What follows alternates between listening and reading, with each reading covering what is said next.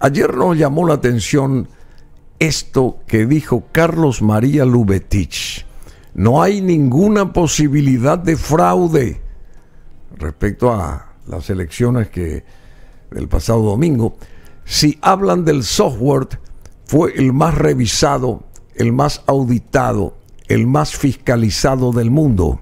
Vino gente de la Unión Europea, 9 expertos internacionales de primer nivel y otros organismos. Todos tuvieron que ver con el software y lo revisaron del derecho y del revés. Lo señaló ayer específicamente el director, uno de ellos, del Tribunal Superior de Justicia Electoral, Carlos María Lubetich, un alto exponente del tribunal de ese organismo desde hace casi 30 años, que tiene una facultad, él, además de ser más que inteligente y dominar las piezas del ajedrez ahí eleccionario, tiene la cualidad y el valor de la credibilidad que lo catapulta a ser una persona, digamos, como su nombre lo indica, creíble, más que creíble, y respetada y escuchada. Y eso hizo y hace que la gente lo invite. Y hoy está con nosotros el querido amigo Carlos María Lubetich, viejo zorro en todo esto, en el mejor de los sentidos, porque sabe cómo se mueven las piezas. Y esto del fraude posible, según él, no fue tal ni existe ninguna posibilidad de ese fraude. ¿Es así o no? ¿Cómo te va? Buen día. Buen día, Bruno. Un saludo afectuoso para vos, a toda tu audiencia. Una satisfacción estar compartiendo contigo este momento. Muchas gracias, igualmente. Tratando de explicar un poco qué sentido nosotros le damos a las denuncias de fraude que se han presentado. Resulta que inicialmente la denuncia de fraude estaba basada en la convicción de que tenía el señor Payo Cubas, de que él tenía una expectativa de votos mayor a la que tuvo. 700,000. 700,000 votos. Enorme cantidad. Nos sorprendió a todos, ¿verdad? Enorme cantidad. Nosotros no creíamos que él podía tener esa cantidad de votos. Sin embargo, a él no le satisfizo esa cantidad. Y no es raro, porque yo creo que el 99% de los políticos normalmente tienen menos votos de los que cree tener. Sí. Y si no, preguntarle a Efraín, a Euclides Acevedo, por ejemplo, a Chilaver, o sea, entonces, pero cuando se le preguntó en qué se basaba la opinión de que se le robaron votos, explicó que él había recorrido varias ciudades y que notaba la simpatía de la gente, ¿verdad? O sea, una apreciación muy poco científica para determinar que una elección tuvo un desarrollo fraudulento. Después, Payo Cubas dijo que nosotros no queríamos abrir las actas 3. Sí, él basó su defensa, sí, en tres sobres, digamos, sí, ¿verdad? Que el tercer sobre no queríamos abrir. Exactamente. Sin embargo, se le explicó claramente que el procedimiento es que el primer análisis en el juzgamiento preliminar que realizan los tribunales electorales, se utiliza el sobre número 2 con el expediente que contiene ese sobre y también con el acta de escrutinio emanada de la máquina de votación, que puede ser ahí mismo verificada con los resultados que dio el TREP, que están físicamente en un certificado y también en la web, porque nosotros el domingo ya levantamos a la web todos los facsímiles de las actas para que esté a disposición de cualquier persona en el mundo. O sea, el domingo ya. Claro, inmediatamente que el acta TREP es sumado por el sistema ICR, inmediatamente sube a la web Y ahí está para su revisión a partir de ese momento, cómo vamos a cambiar más resultados con posterioridad a eso. También puede comparar con los certificados de resultados que recibe cada apoderado o veedor de partido político en la mesa de votación. Si no está conforme con ello y tiene alguna duda, puede solicitar ahí mismo el sobre número 3, que se encuentra en poder del juzgado electoral, que se trae a la vista de los apoderados en el juzgamiento preliminar. Y si todavía no está conforme, si impugna la validez de esa mesa, el Tribunal Superior de Justicia Electoral, en el juzgamiento definitivo, tiene la obligación de abrir el sobre número 3.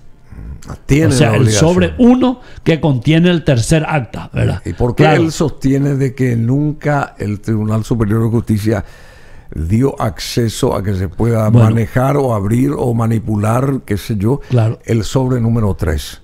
Bueno, su confusión viene de que el Tribunal Superior de Justicia Electoral, en el juzgamiento definitivo, abre únicamente el sobre número 1 en casos de que haya impugnación en el conteo preliminar.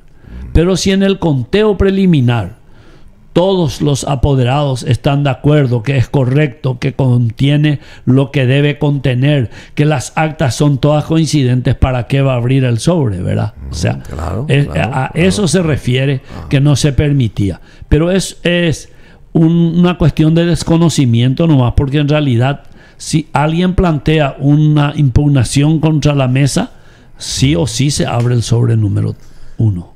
Bueno, un movimiento grande, porque 700.000 almas, manejar políticamente a 700.000 votantes es una gran responsabilidad también. Es un movimiento grande que surge así contra todas las predicciones también, si se quiere, porque nadie creía en Paraguayo Cubas en ese aspecto. Inclusive medios como que le cerraban las puertas y qué sé yo, no podía manifestarse. Él tampoco decía que tenía dinero para publicitar su campaña, digamos, para reforzar publicitariamente su campaña, pero llegó a 700.000 votantes. ¿Qué significa un movimiento, un partido, una tercera fuerza con ese caudal eleccionario? ¿Qué significa? Bueno, significa como primera medida el cambio que habitualmente se da en el proceso electoral paraguayo. La tercera fuerza en Paraguay ha venido fluctuando año a año.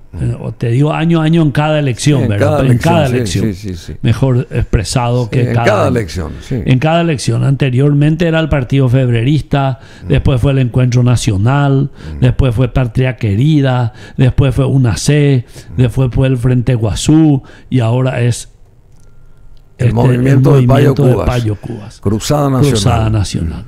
Entonces eso va variando porque lo que se mantiene permanente, lo que es permanente en el país es el bipartidismo, los colorados y liberales como fuerzas dominantes, ¿verdad? Tradicionales. Y la tercera fuerza, como te digo, se va basando indefectiblemente en liderazgos personales.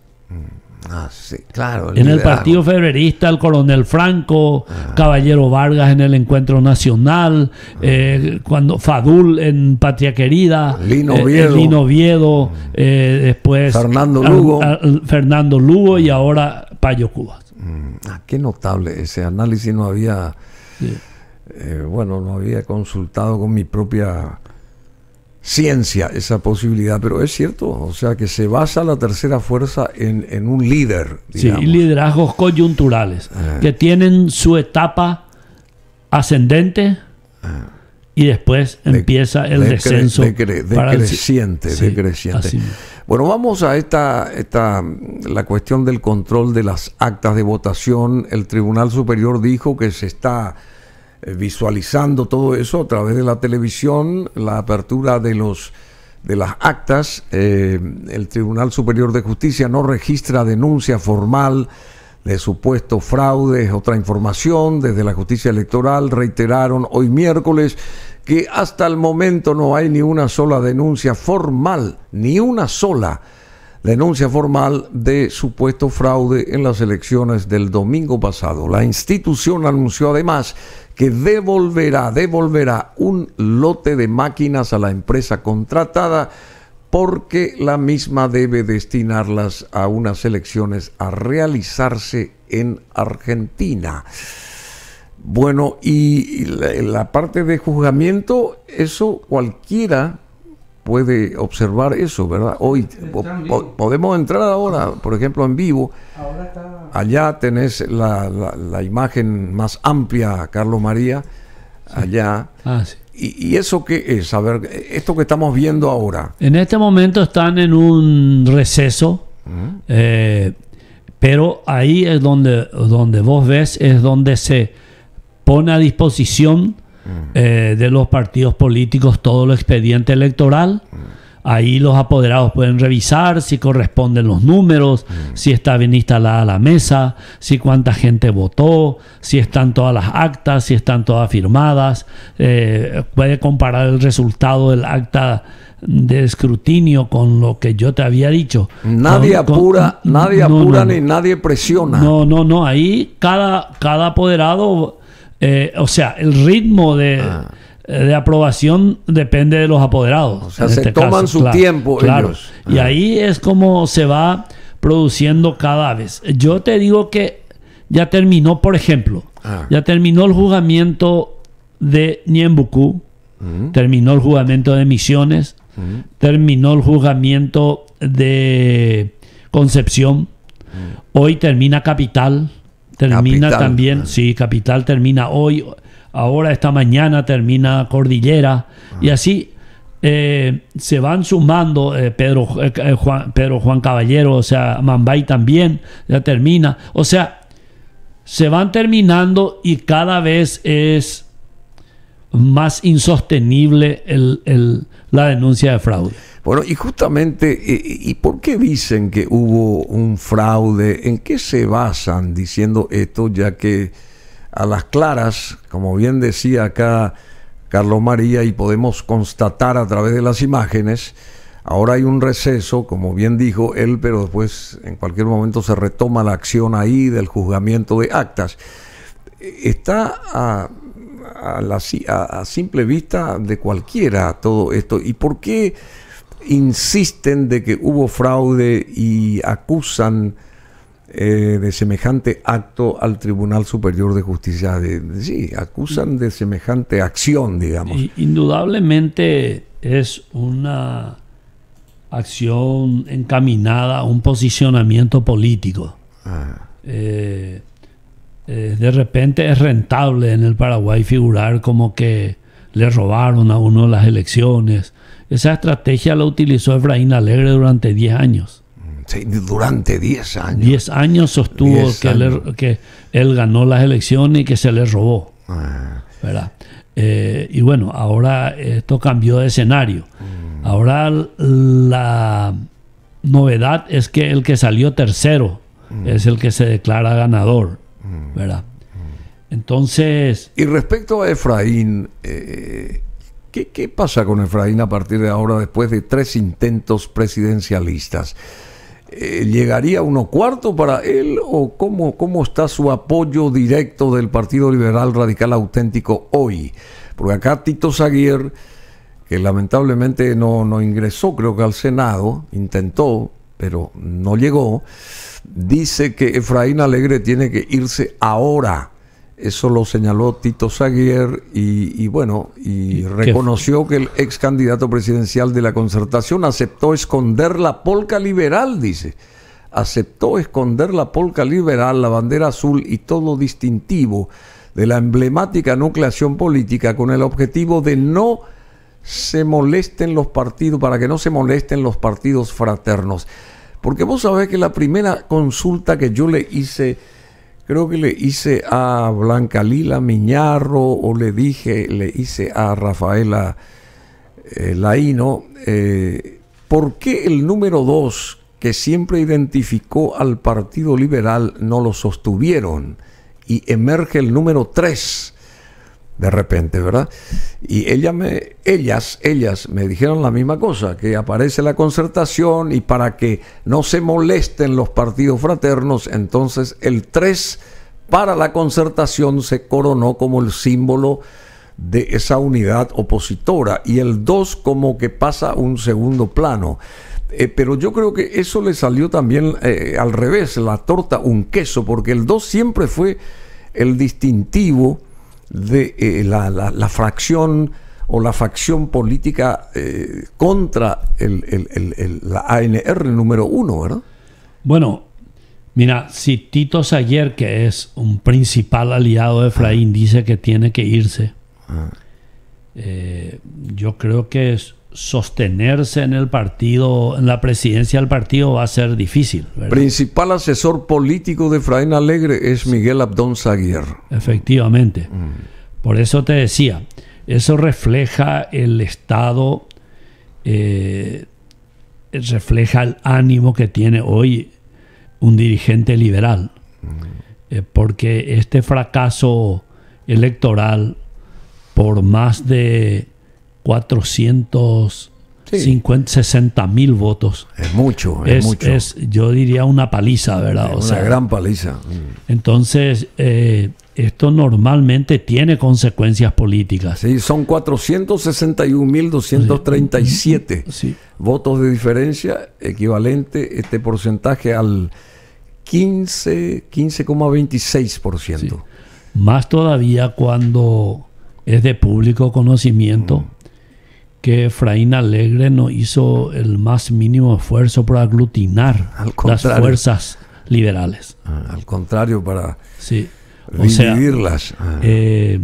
Yo conozco esa historia porque yo soy febrerista y cuando la gente empezó a irse del partido decía, no, mejor que se vaya, ese es tal cosa. Después se fue el siguiente y no, mejor, ¿para qué le queremos a ese? Después se fue otro y así nos quedamos 5, ¿verdad? O sea, para exagerar. En vez de aglutinar, claro, él dividía. Sí, exacto. O sea, bueno, y así le salió también. Y ahora, esta reacción de la comunidad toda, de los votantes en su mayoría, en el caso de Paraguayo Cubas, con 700.000 adherentes, eso denota a las claras que hoy esta tercera fuerza está mejor posicionada que el propio Partido Liberal. Bueno, no sé si están así, ¿verdad? Yo creo que muchos liberales no votaron por Efraín. ¿No votaron? No. Esa es mi opinión. De encuestas que hemos tenido en nuestro poder, nos indicaban claramente que el 21% de los liberales no iba a votar por Efraín. Así, che. Sí. Eso, o sea, no les caía, no caía bien Efraín. Sí, eso significa una pérdida aproximada de entre 150.000 y 200.000 votos liberales. Tenía un rechazo. Claro, que es muy difícil compensar. Y donde nosotros empezamos a percibir pocas posibilidades para Efraín, donde claramente se veía que los no afiliados y los afiliados a otros partidos políticos, cuyo voto era imprescindible para que gane la concertación de Efraín Alegre, en un alto porcentaje se inclinaban por Payo Cubas. Por Payo Cubas. Sí. Y eso se reflejó en algunas encuestas que nosotros tuvimos en nuestro poder. Decime, ¿y qué pasó con ¿cómo que se llama? Euclides Acevedo? ¿Por qué quedó muy relegado Euclides? Mirá que tuvo presencia, se lo quiere a Euclides porque cae bien en la mayoría de los sectores. ¿Qué pasó con Euclides? Y bueno, Euclides es una persona valorada desde todo punto de vista. Es una figura de la política nacional. Sí, claro. Un hombre pensante, un hombre que nunca tuvo cuestionamientos de actos de corrupción, una persona que aportó al país. Y mucho más querible que sí, Efraín Alegre, claro, por ejemplo. No hay que olvidar que infinitamente más creíble. Euclides Acevedo, en mi opinión, salvó a este gobierno cuando desde la Cancillería consiguió las donaciones de las vacunas, cuando ya el gobierno de Marito estaba tambaleando por ese motivo. Hacía agua por todos lados. Y Euclides consiguió, no de gestiones fallidas que hizo el gobierno, sino de la comunidad internacional, consiguió las vacunas de motu propio, claro, que le dieron un aire a Marito. Euclides es un hombre valioso, y yo como compañero suyo tengo que reconocerlo, ¿verdad? Yo entré a la política detrás de Euclides Acevedo hace 52 años. 52 tengo un enorme cariño hacia su figura y respeto a su inteligencia, pero no es un hombre que aglutine votos.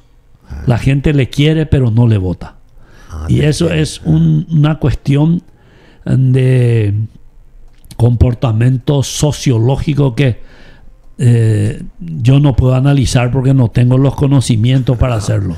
Pero yo te voy a contar una anécdota. Porque la gente lo quiere a él. Yo te voy a contar una anécdota. Con el escribano Sánchez y su señora íbamos un día hace 40 años quizás a hacer campaña electoral dentro del Partido Febrerista con la candidatura de Euclides. Y Euclides y yo íbamos detrás en el vehículo. Y Sánchez Villagra. No. Él es el finado Sánchez, que era escribano. Sí, bueno. Entonces abre la ventanilla Euclides para comprar el diario en el peaje del Pacaraí. Y le ve una chipera y dice: maña mía, Euclides Acevedo. Pero oye, Euclides Acevedo. Y vinieron como 10 chiperas. Va y con Euclides, ese papá querido, de la ídolo, esto que aquello. Y Euclides le dice: a Peixa Pellechea, a Peibe vota a otro. O sea, así dicen ustedes, pero después le votan a otro. Y y eso quedó. Y la chipera le dijo: Amba Écoro Yapota, si ore fanática Yepémanico. O sea, ¿qué vamos a hacer si ya anteriormente ya nos volvimos fanáticas de un partido, ¿verdad? O sea, ya no había. Entiendo. El fanatismo que partidario supera la simpatía que se tiene por él. Entiendo. Qué interesante el análisis tuyo. Pero, y cómo, ya que te consulté cómo queda Efraín, y bueno, salió Tito Saguier a decir que tiene que salir del partido, Efraín tiene que irse ahora, admitió Tito Saguier en medio de una caldeada entrevista a uno de los medios radiales. Y esto fue con Enrique Vargas Peña, quien increpó al dirigente liberal no solo por permitir que Alegre destruya al Partido Liberal Radical Auténtico, sino también por olvidar la identidad liberal, por congraciarse con los partidos aliados de la Concertación. Lo que yo dije, en otros términos, el número 2 quedó relegado por el número 3. Tenemos ahí podemos escuchar este fragmento así de... Con todo respeto te digo, si vos también compartís de que tenemos que destruir la identidad del Partido Liberal, ¿ustedes qué hacen en el Partido Liberal? Váyanse, andate al partido de Guillermo Ferreiro, váyanse al Partido Febrerista. Pero claro, si usted tiene vergüenza de ser liberales, eso es lo que está diciendo. Eso. Bueno, lo que tenemos que tratar de estar... Váyanse todos, Tito, váyanse todos, ustedes perdieron, váyanse todos. Y encima tienen vergüenza de ser liberales. Ustedes se tienen que ir todos. ¿En serio te digo?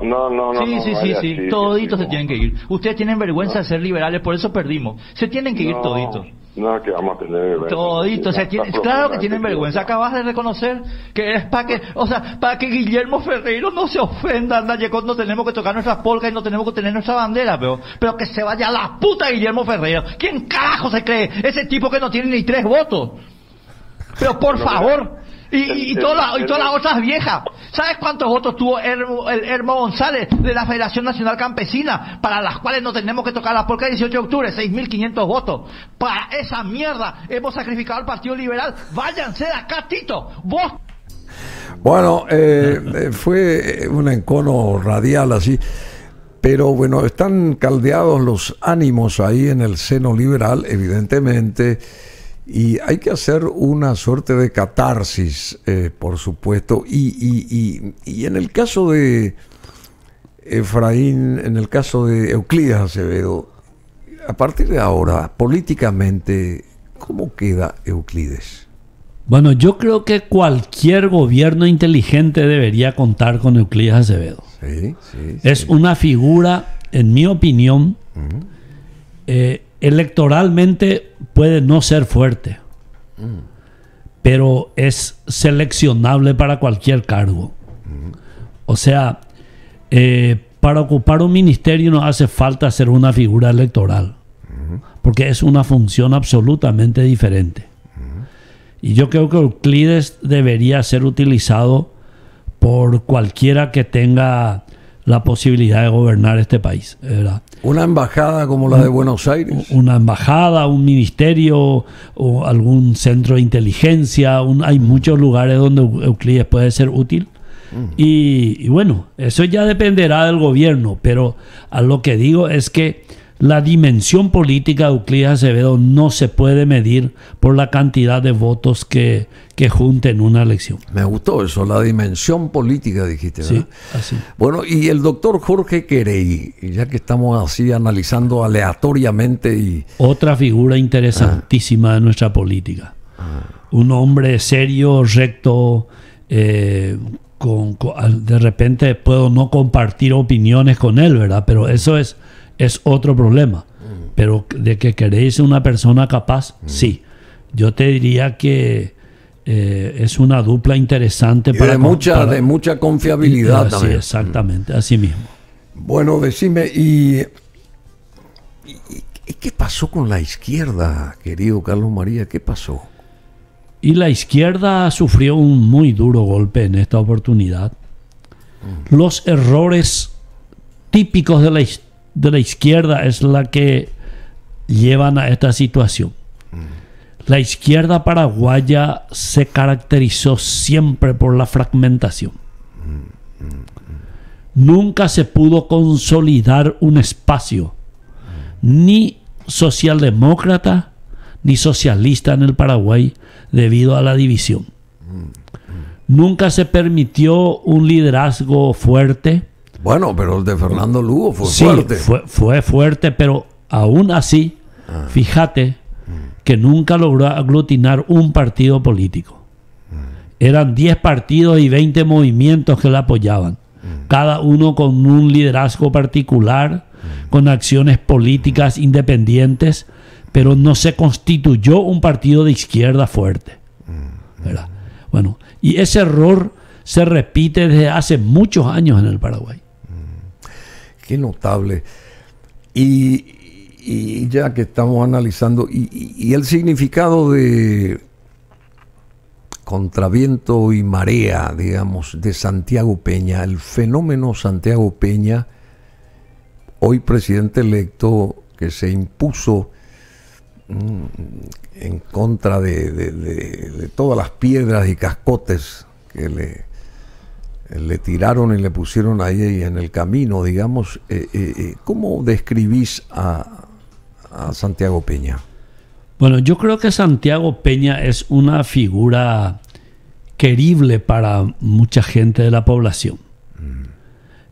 Santiago Peña representa el hijo que toda madre quiere tener. Así, che, está bien. ¿Verdad?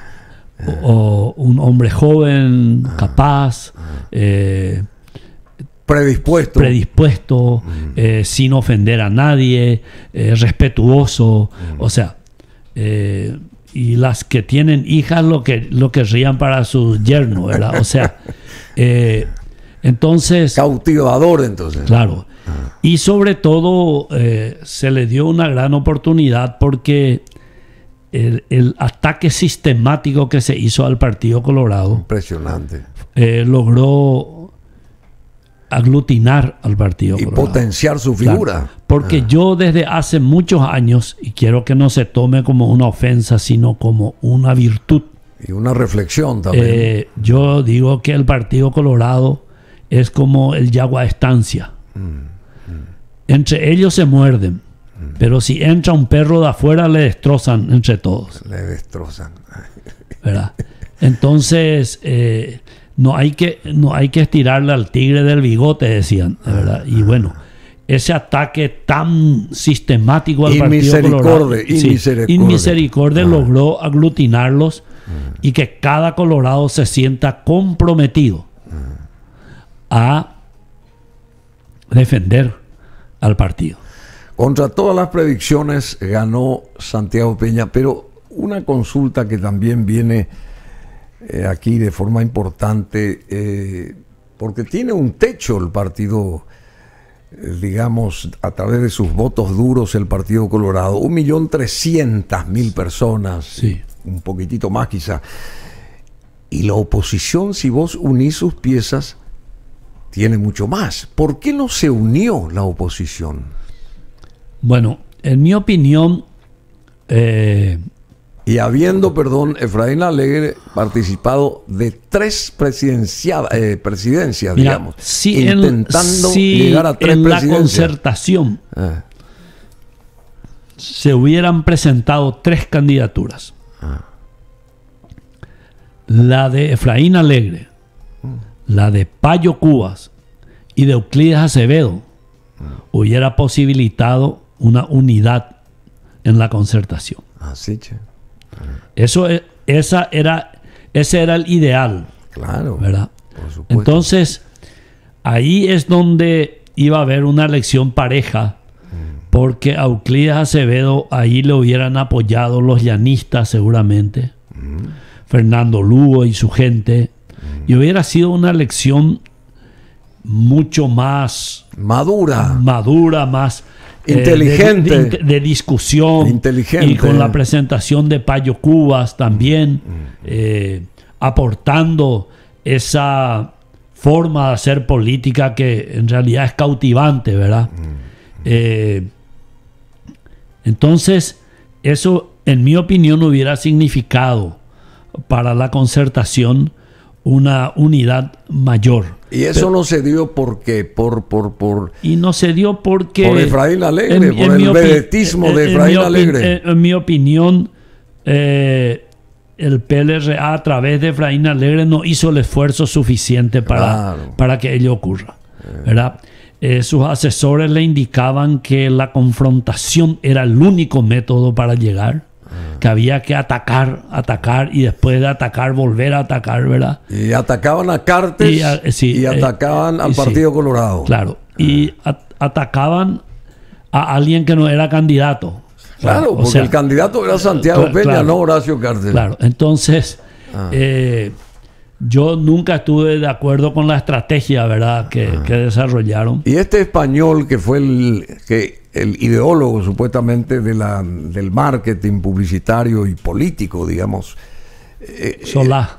Sí, y este tipo tranquilamente se va a su casa, cobra, se manda a mudar, hizo un buen trabajo para él y tiró por tierra un montón de posibilidades. Porque Bueno, mira, yo te doy un ejemplo. Cientos y miles de liberales no estaban de acuerdo con el procedimiento de Efraín Alegre de otorgar 21 bancas a los partidos menores. 21 bancas, claro, es mucho. O sea, prácticamente le redujo a los liberales a aspirar a la mitad de los cargos de Senado nomás. Sí, claro. Sabiendo bien, y eso sí te puedo asegurar, desde el avión se veía que el único que tenía posibilidad de ingresar de toda esa lista era Filisola. Sí. El resto no tenía ninguna opción de ingresar. O sea, regaló 20 lugares. ¿Y por qué es difícil ganarle al Partido Colorado? Filisola porque está Desiré Masi. Claro. Ahí. Y siempre tuvieron votos para ingresar. Primero 3, después 2, ahora 1, ¿verdad? Pero van en descenso, pero tiene todavía un resto para meter 1. ¿Y cuál es? ¿Por qué es difícil ganarle al Partido Colorado en este sentido? Porque las listas desbloqueadas le benefician. Sí. Le benefician porque antes, en una campaña del Partido Colorado, los 12 primeros candidatos del partido ni siquiera necesitaban moverse. Sentados. Las listas sábanas estaban ahí. Del 13 al 19 trabajaban porque dependía del... El puntero. De la calidad de elección que tenga. A partir del número 20 al 45 nadie se movía porque sabían que no tenían ninguna posibilidad de entrar. Ahora el Partido Colorado lanzó a la calle 45 leones. Si entró Leite, por ejemplo, claro, que estaba no sé en qué lugar y pasó 45 leones lanzó a buscar votos. ¿Sí? Y asimismo lanzó 80 diputados. ¿Verdad? Cada uno con recursos económicos que un candidato opositor jamás va a lograr tener. Y con el know-how también de todas las... Claro. Y con la ventaja de ser Colorado y la trascendencia que tiene eso. La cantidad de votos duros que representa eso. Entonces, esa combinación, Partido Colorado y todos los leones, como yo le digo, que salieron a la calle en busca de presas electorales, hace que sea invencible el partido. Bueno, muy a pesar de la campaña en contra de ANR Nunca Más y Mafia y Patria y todo ese tipo de cosas, ¿verdad? Yo tengo comprobado en mi experiencia de Paraguay y también en los años que estuve por Venezuela y por Ecuador y El Salvador y Dominicana trabajando, de que los ataques sistemáticos, constantes, permanentes, no tienen el efecto deseado. ¿Vos sabés cuánto se le atacó a Lino Oviedo? Bueno, y hay que sumar también las tapas de los diarios y todo ese tipo de cosas, ¿verdad? Bueno, y ese ataque sistemático generalmente tiene poco efecto. Sí. Después de leer 20 veces, ya es como quien ve llover. Claro, ya nadie hace caso. No tiene es una costumbre. Ya es una costumbre. Es una costumbre. Sí. Decime, ¿y la embajada de Estados Unidos, la embajada de Washington, también favoreció a Efraín Alegre en todo esto? Mira, yo no sabría decir si lo actuado por la embajada tuvo un efecto electoral o no. Porque la mayoría de la población, yo no creo que base su selección electoral por el pronunciamiento de la embajada. O sea, yo creo que un núcleo de intelectuales residentes en la capital nomás da el análisis y la trascendencia que tiene ese pronunciamiento. En general, en el interior no tiene, o sea, de repente vos le preguntás y ni siquiera conoce el pronunciamiento, ¿verdad? O sea, tiene un radio limitado. A pesar de que estaba en boca de todos. Sí, pero igual. Vos no te vas a imaginar de la embajada que nosotros hicimos un sondeo sobre los políticos más conocidos, y después de haber sido presidente de la República, de haber sido echado del Congreso, después de haber sido electo senador, había un 7,9% de paraguayos que no sabía quién era Fernando Lugo. Sí, no sabía. No. Qué notable. ¿Qué porcentaje? ¿7? 7,9%. 8. Y preguntado el ciudadano a cuántos parlamentarios conoce, el 80% no pudo dar el nombre de 3 parlamentarios. Así, che, qué notable. En el interior profundo la gente le conoce muy poco a los políticos. No forma parte de su preocupación diaria.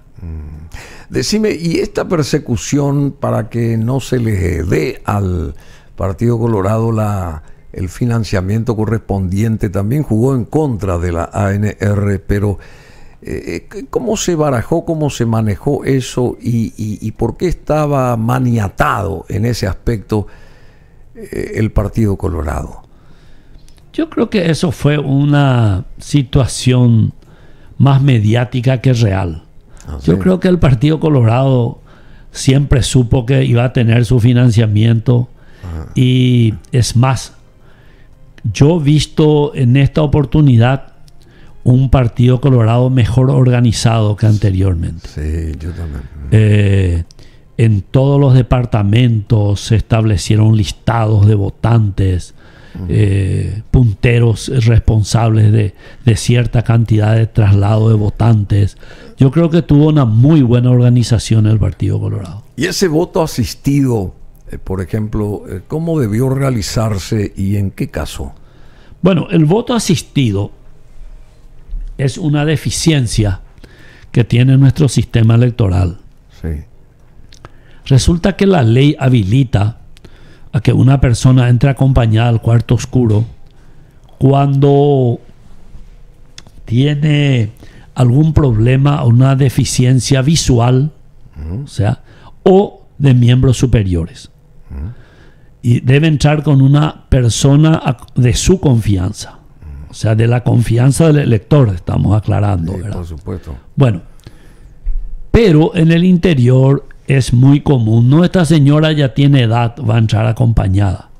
No, este señor está enfermo, va a entrar acompañada. Y así van haciendo que el voto de una importante cantidad de personas sea observado por el que le acompaña, y no es otra cosa que hacer desaparecer el voto secreto, la libertad de emisión del voto, ¿verdad? Entonces, eso no se debe permitir. Pero perdón, ¿y en otros países es la misma cosa o no? Y sí, es que es muy difícil. Una persona ciega, una persona sin brazos, normalmente suele entrar acompañada. Pero como en Paraguay, los miembros de mesa también pertenecen a partidos políticos, tienen sus intereses propios. Entonces, de acuerdo a la cara del cliente, si es que el elector es de su chiquero, digamos, sí, que entre nomás, dejarle. Entonces, vecino, como, amigo, claro, pariente, como ya entró uno, tampoco le puede negar al otro. Y así se va aumentando la cantidad de personas, a pesar de todo lo que nosotros pusimos en nuestros manuales, de los cursos de capacitación que dimos, de los carteles que pusimos en cada mesa de votación para impedir eso. Hay que saber que en el Paraguay la ley no le autoriza a la justicia electoral a intervenir en el proceso de votación. Son los miembros de mesa. Y la propia ley dice, los miembros de mesa son la única autoridad en la mesa en la que actúan. Y no obedecerán orden de autoridad alguna, dice la ley. Bueno, o sea, son más laxos. Sí, ellos son nombrados por los partidos políticos y ellos son los que determinan quién puede entrar acompañado y quién no.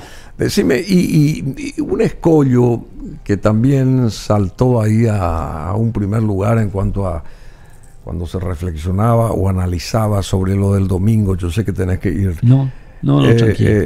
Fue el caso de la demora del juzgamiento de las actas. Bueno, sí, ¿por qué se tardó tanto?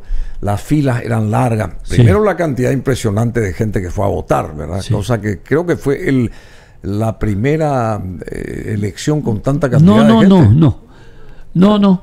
La cantidad de gente fue la misma. La vez pasada tuvimos, en la última elección fueron 61% y ahora fueron 63%. O sea, no es una diferencia.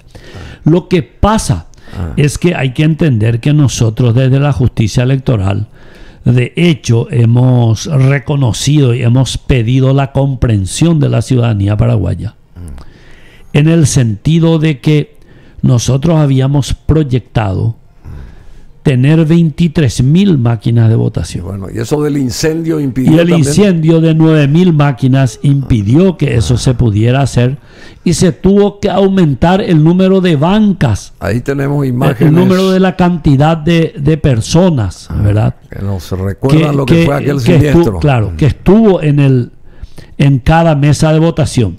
Y eso es lo que hizo que se tardara más.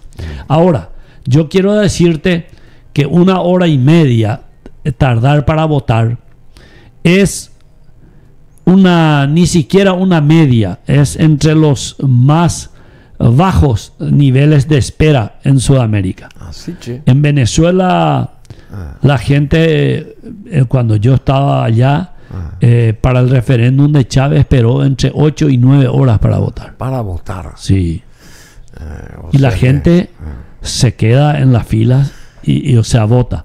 El paraguayo es bastante pirebaí para formar fila. Viste que el paraguayo no quiere formar No fila. quiere formar Prefiere fila. atropellar los mostradores entre 7 que formar una fila, ¿verdad? Entonces, a los paraguayos nos cansa, nos agrede formar fila. Entonces, esta vez sí, la gente tuvo paciencia, porque anteriormente yo cuando me iba a votar al colegio que me corresponde, yo voto en el Colegio Virgen del Huerto, ahí sobre Brasilia, porque vivo en Barrio Jara, ¿verdad? Y fíjate que anteriormente había 1/4 de esta cantidad de personas. Y cuando yo iba a votar, la gente, che, Lubetti, una vergüenza. Hace 20 minutos estoy esperando acá. Esta vez la gente estaba esperando 1 hora y media y yo me fui a votar y nadie se quejó. Nadie se quejó. No. Bueno, decime, esto que se está realizando ahora, el juzgamiento de actas, ¿va a demorar mucho esto? ¿Cómo Bueno, es el asunto? según el cronograma electoral Ahí aprobado, parece que activaron nuevamente, me parece. sí, ahora ya están haciendo la verificación. Bueno, yo te decía que este procedimiento está marcado por el cronograma electoral hasta el 11 de mayo. 11 de mayo. Pero puede terminar mucho antes también. También. ¿verdad? Pero está marcado hasta el 11 de mayo. Bueno, y la última consulta, querido amigo Carlos María Lubetich, ¿cuál sería el plazo para oficializar a los candidatos elegidos? Bueno, el Tribunal Superior de Justicia Electoral tiene como fecha tope, digamos, ya en el mes de junio, la proclamación y entrega de los certificados de electos a la gente que ha logrado su escaño o el cargo para el cual se candidató. Entonces, eso no quiere decir que si el juzgamiento es más rápido, el tribunal no pueda adelantar eso. Y otro fenómeno fue esta senadora Yolanda Paredes, esposa de Payo, que logró reunir casi 141.000 votos y salió airosa como senadora más, digamos, comprometida con la ciudadanía en el sentido de la cantidad de votos obtenidos. Y creo que es la primera vez que ella surge así y se lanza senadora, digamos. Esa cantidad de votos significa mucho para ella, digamos, para Sí, claro. actuar a partir de ahora. Claro que sí, tiene toda el apoyo ciudadano. Ella es una mujer que luchadora, es persistente en el esfuerzo político, Sí, inclaudicable, diría yo, ¿verdad? A nosotros, así en términos de entrecomillado, casi nos volvió loco durante el proceso de preparación de las elecciones. Exigía cada día algo más, nos comprometía, nos sacudía, hasta nos ofendía. O sea, ella es una mujer de armas tomar. De armas tomar, digamos así. Bueno, y también Katia González, que tuvo más de 100.000 seguidores o sufragantes que la representaron, digamos, quedó corta con Yolanda Paredes, que obtuvo 141.000 votos. Katia González, que tuvo mucha más visibilización, digamos, tuvo casi 101.000 votos. Y después Lizarela Valiente fue otra fenómeno. Esta chica que por primera vez se lanzó y es ya senadora con 56.000, casi 56.000 votos. Y Esperanza Martínez, que incólumemente sigue ahí como la única representante de la izquierda en el Senado, con casi 12.000 votos. ¿Qué pasó con Fernando Lugo, digamos? Porque compitió Fernando Lugo con Esperanza Martínez, y Esperanza Martínez con Sixto Pereira, con Richard, con todo, pero la que llegó y ganó fue Esperanza Martínez. ¿Qué identifica, qué tiene Esperanza Martínez para que, respecto a la población que va a ir a votar o que fue a votar, digamos, qué representa ella? Nosotros en los cálculos previos creíamos, personalmente yo creía que ingresaban dos de Frente Guazú. ¿Sí? Fernando Lugo y Esperanza Martínez. Sí. Pero Fernando Lugo, creo yo que pagó consecuencias de su enfermedad. Sí, de su enfermedad. De la lamentablemente. La nula actividad política que realizó y la división del Frente Guazú. Creo que esa combinación es la que le dejó fuera del escenario. Bueno, Carlos María Lubetich, muchísimas gracias. Sintetizando todo esto y volviendo a lo que vos sostuviste desde ayer, no hay ninguna posibilidad de fraude. Si hablan del software, fue el más revisado, auditado y fiscalizado del mundo. Vino gente de afuera, de la Unión Europea, 9 expertos internacionales y otros organismos se encargaron de revisar el software y no encontraron falla alguna, así que no hay posibilidad de fraude de lo que se habla respecto a toda esa cantidad de gente manifestada, porque supuestamente hubo fraude el domingo a través del sistema eleccionario del Tribunal Superior de Justicia Electoral. A partir de ahora, ¿cómo avanza la cosa? ¿Cómo se queda? Digamos, ¿qué va a pasar con Paraguayo Cubas? ¿Va a seguir sosteniendo su lucha? ¿Cómo es el asunto? No sé, yo desconozco cuál va a ser su motivación de ahora en más, pero lo que sí que de a poco, con el avance del juzgamiento de las actas, se va notando claramente que no hay un proceso fraudulento, y menos todavía como él quiere señalar que es un fraude montado desde la justicia electoral. Eso nosotros no podemos aceptar. No lo aceptamos porque la justicia electoral desde su creación se ha caracterizado por el respeto irrestricto a la voluntad de los electores y ha actuado siempre en consecuencia a ese voto. Las 15 gobernaciones del Partido Colorado, sí, ¿representan qué a partir de ahora?